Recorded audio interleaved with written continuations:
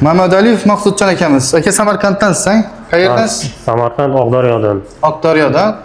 Bizga murojaat qildingiz, to'g'rimi? 24-sentyabr kuni murojaat qilgandim o'sha zapret masalasi bo'yicha. Rossiyada bessrochniy zapretingiz bor edi. Rossiyada bessrochniy zapret qo'yilgan edi, o'shanga kelgandim onlaynga. Necha kunda hal bo'ldi, xudo xohlasa? Xudo xohlasa, ro'pa-rosa 2 oyda o'sha zapret ochildi deb xabar qildilaringiz kecha 24-noyabr kuni.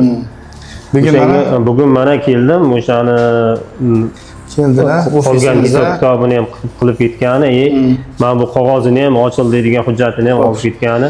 Xullas bekor bo'ldi zapreti, bessrochniy zapreti bor edi, to'lanmagan shtraf uchun PP10 chas 127 federalniy zakon 114. Kecha bekor bo'ldi sud orqali ishingiz. Xudo xolasa uzoq haftada, bir haftada bazadan atmina bo'ladi. Ya'ni sud qarori MVDga, Facebookga borib butkul o'chib ketish uchun hafta ketadi.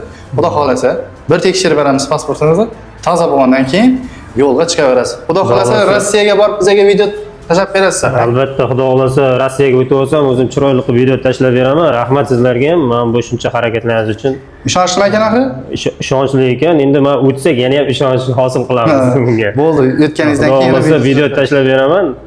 O'tgandan keyin Xudo xolasa kelaverasizlar. Bu yerda bizani aviakassamiz ham ochildi. Endi bir Xorazm chevarada gaplar turibdi. O'zimiz Xorazm viloyati Urganch shahridanmiz. Bizga Telegramdan yozsa ofislarimizni nimasini, lokatsiyasini tashlab beramiz. Sog' bo'linglar, omon bo'linglar. Deporti zapreti bor do'stlarimizga bu videoni jo'natib qo'yishni unutmanglar.